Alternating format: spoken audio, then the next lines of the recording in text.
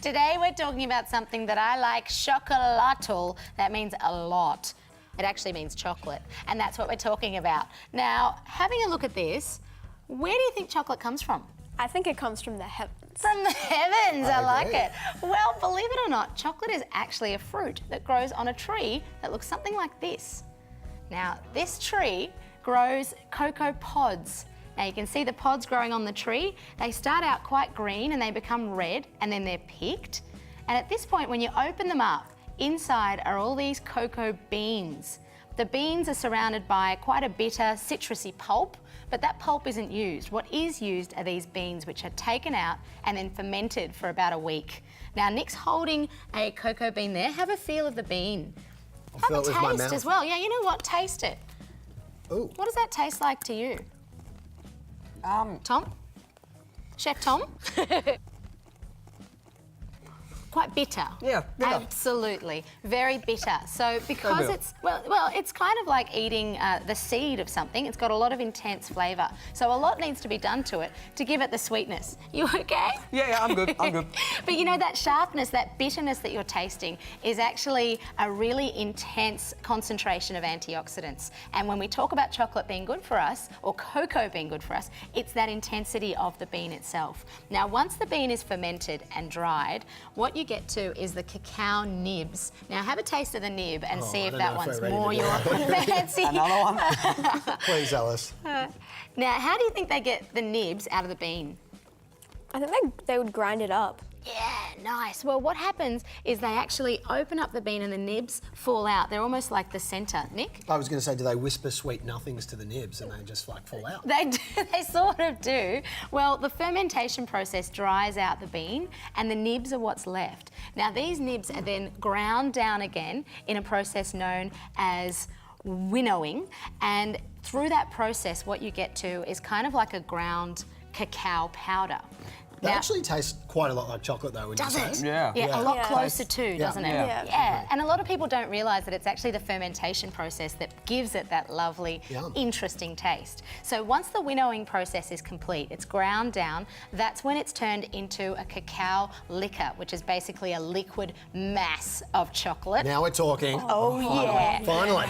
Finally. So you get to a point that's that cacao powder. We should probably try that. Yeah, yeah. Yeah, why not? As well as cocoa butter. Now, cocoa butter is, yeah, be careful, it's intense. It's, I know. Tom? Yeah, it's a very interesting flavour. Interesting how? Lilu? It's not as strong as the cocoa nibs, but it still tastes like chocolate. Still tastes very chocolatey. At this point, you can definitely use cacao powder in your cooking, or cocoa powder, but it's the cacao butter, the cocoa butter, that actually gives it a little bit more of a milder flavour and a safer flavour. Now, Tom, don't be afraid. We're here at the Couverture chocolate. This is the one that a lot of chefs use. You would have seen it in your Yeah, pastry yeah, I've seen cooking. it a bit, yeah. Have a taste of that one. After you, Tom. Thanks. Lilu, get in there. Is it safe? So, It's safe. Now, the reason it's called Couverture chocolate is because it hasn't been tempered yet. That tempering is what gives it the crack that we would recognise. A tempering process basically means melting it down to a liquid like this, and then taking the temperature, cooling the temperature, bringing it up again, and then letting it harden. So, when we've tempered, when we've melted, we get to a point, kind of like a chocolate bar. What do you think? Is it time to taste the bars? Yes. Yes. Now, we've got some different colours. What do you think the different colours of chocolate mean? I think it means like how much cocoa powder is actually in there. Wonderful. strong it is. Wonderful. So the darker the chocolate, The stronger it is. the stronger it is, the more cocoa is in it. Alice, can we have a spoon? I'd love to try just a step back as well, if we could, yeah. Look, if you insist. Now, at this point, this melted chocolate, melted Couverture chocolate, before it's tempered, can be used through any sort of pastries or cakes or drizzled on top of stuff. It's basically chocolate sauce. It can also be turned into ganache, which, you know, you add some butter or some cream, and then you can use it as a frosting or icing for anything. Now, let's talk about the darkness of this colour. How much percentage of cocoa do you think is in that one?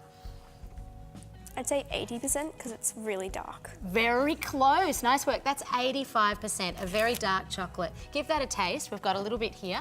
There you go. Okay. There we are. Nick, you can have you. a piece as well. Yeah. And you can hear it even, that crunch. That's the tempered chocolate. How does that taste? It's bitter, isn't it? Really bitter. There is a really intense bitterness in that one because of how much cocoa powder's in it.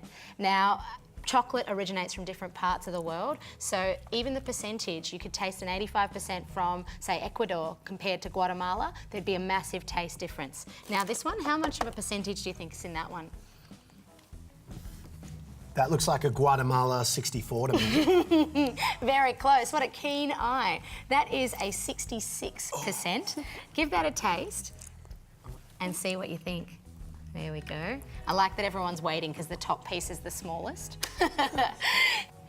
Now, that percentage, the 66%, is then supplemented with sugar, maybe some sort of solid, some sort of milk as well. So that's when you get to a milk chocolate. So we're approaching milk chocolate now. Lilu, how does that one taste? It tastes sweeter than the 80%. Absolutely. So there's more sugar in it. What about this one? 40? 40%. Nice work. Give that one a taste. Now, milk chocolate is something that might be a little bit harder to cook with because it's got so many more additives to it. Now, this is a white chocolate and it doesn't have any cocoa powder in it at all. That's why it's white. Give that one a taste. Thanks, Alice. And a lot of people think, well, white chocolate, it must have chocolate in it, but it's actually a manufactured product that people eat because it's nice and mild and it's really got a neutral flavour. We're going to have more of a taste of this hazelnut chocolate as well as these finished chocolate desserts, and we'll see you right after this short break. What was your favourite? Oh, favourite? Crunch time.